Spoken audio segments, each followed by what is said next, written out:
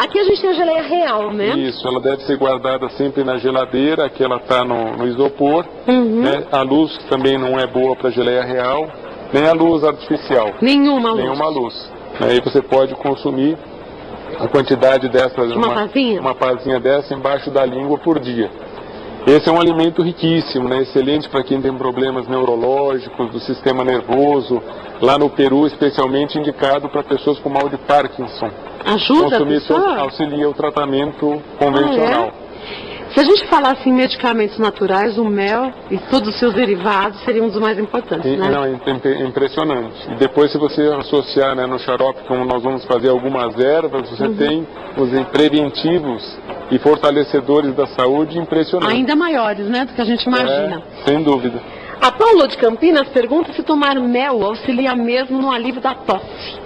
Sem dúvida. Vai fazer xarope? Vamos fazer xarope. Opa, legal. O xarope auxilia mais ainda do que o mel puro.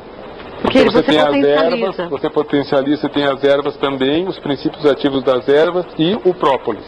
A própolis, né? Muita gente diz que o mel legítimo, de verdade, não aquela glicose engarrafada dizendo que é mel. Eu já vi gente que compra esse dito mel que é glicose com essência de mel. É verdade. E aí sim, só que aquilo, crente está fazendo um bem danado para a saúde.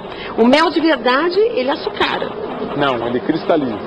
Você tem cristalizado? Esse aqui tá, esse é um mel de lavanda vindo da França. Qual a diferença do açucarar para o cristalizar?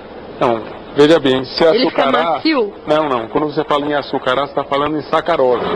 Então não pode ser aquela glicose. Então, mas ele açucara de forma totalmente desuniforme.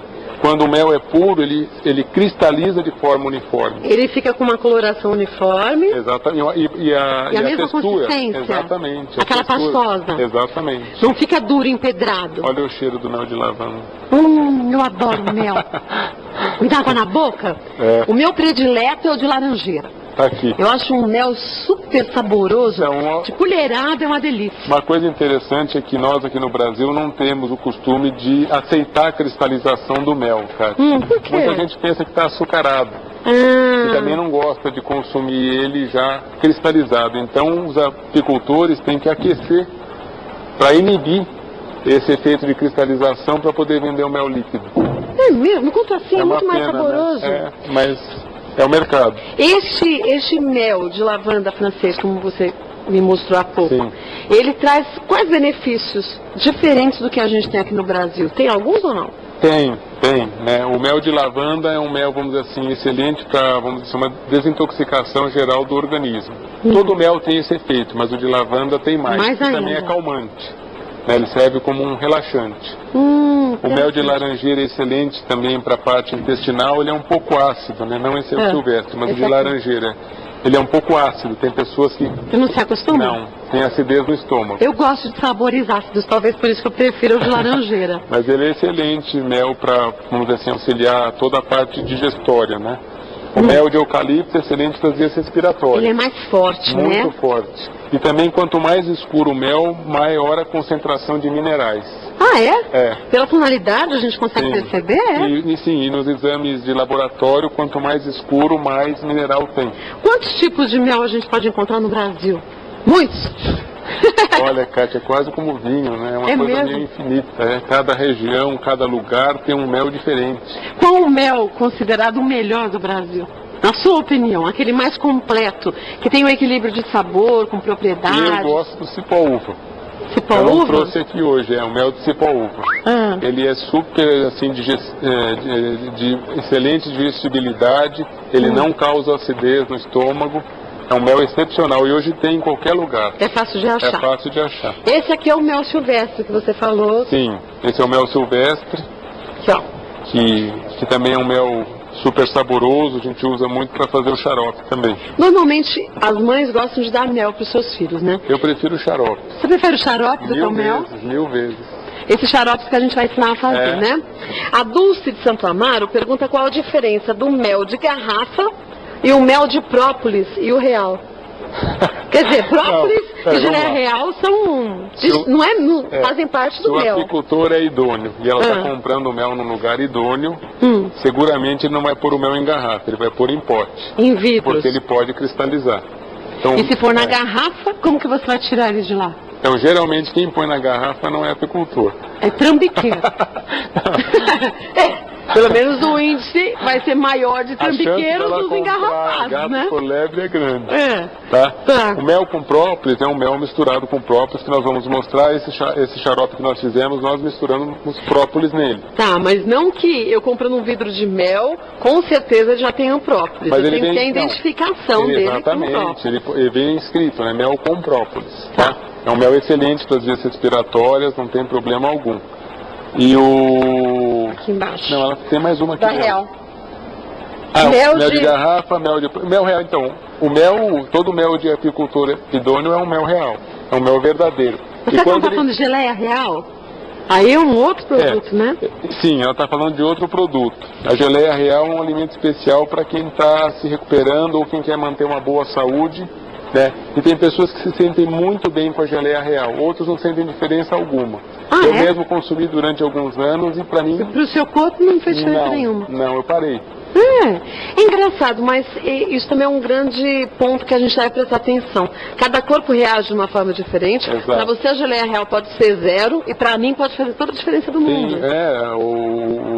O Christian, filho da Rosalie, que está conosco, ele disse que toma geleia real em meia hora ele se sente outro. Que interessante. Porque a absorção é muito rápida. A imunidade dele aumenta rapidamente. Exato, ele se sente mais vigor, exatamente. Que interessante. A Fernanda de Osasco pergunta se é verdade que o consumo diário do mel auxilia no equilíbrio da flora intestinal. Exato, especialmente o mel de laranjeira auxilia o funcionamento intestinal. A Tereza pergunta se o mel tem uma utilidade. Se passado no couro cabeludo, alivia a coceira provocada pela psoríase? Alivia. O mel é cicatrizante, ele é um antisséptico, então se você se machucar, não tiver nada para passar no momento... Passa o mel? Passa o mel. Que interessante. E o mel armazenado de forma adequada, cara, é impressionante. Ele pode durar infinito. Não tem um tempo de validade. Não. Acharam mel até nas tumbas dos faraós. E em excelente estado. De conservação. O melhor é a gente guardar o mel em lugar escuro? Também dentro do armário? A luz não é boa para o mel. Dentro de um lugar fresco, seco, né, sem odor, porque o mel também poderia não na geladeira? Olha, sinceramente, eu gosto de guardar às vezes na geladeira, porque eu provoco a cristalização mais rápida. Para você prefere, né? Eu prefiro. Aqui a gente vai mostrar hoje formas de você consumir o mel com outros elementos para que a gente tenha resultados ainda maiores. O que muitas vezes favorece, porque são receitas caseiras que facilitam a gente voltar a ter a saúde, ainda mais nessa tal desse rotavírus que está surgindo aqui em São Paulo. E que a gente fica com aquela tossinha chata, né? Sem dúvida. Aquele peito parece que cheio, com chiado. Daqui a pouco vem já o tempo seco, né? Que é um motivo a mais para você, de maneira preventiva, utilizar esse tipo de preparado de mel com ervas e o própolis. O mel é um dos alimentos mais completos, né? A gente consegue encontrar nele que tipos de nutrientes? Então, o mel também tem vitaminas do complexo B, tem uma série de minerais, mas ele basicamente é um alimento altamente energético. Né? E também tem todos os produtos das abelhas, isso é interessante, né? Geleia real, o mel, o própolis, tem propriedades antissépticas, antibacterianas. Então, por exemplo, a pessoa está lá com um furúnculo, né? Costa para chuchu, aquilo está incomodando, vermelho. Você põe própolis, é impressionante, no dia seguinte já está totalmente diferente. Aquele frezinho de própolis, ele é bom mesmo? Olha, eu não gosto. Não gosta, não? Não. Eu acho que o efeito dele é bem fraquinho. Ele tem uma concentração muito baixa de própolis? Tem álcool. Geralmente tem álcool. O que nós vamos fazer o preparado tem o própolis em solução alcoólica, mas eu prefiro em solução glicólica que não tem álcool. O álcool acaba meio que minando muitos dos efeitos? Não nesse sentido. Mas para o nosso organismo, né, por exemplo, se você passa solução glicólica, você tem um efeito. Se põe álcool, o álcool acaba queimando, né? Exatamente. Na garganta também ele irrita, não é? Então, o estômago ou pessoas que têm problema de alcoolismo querem consumir o produto, mas não podem consumir nada com álcool. Então, é a própolis em solução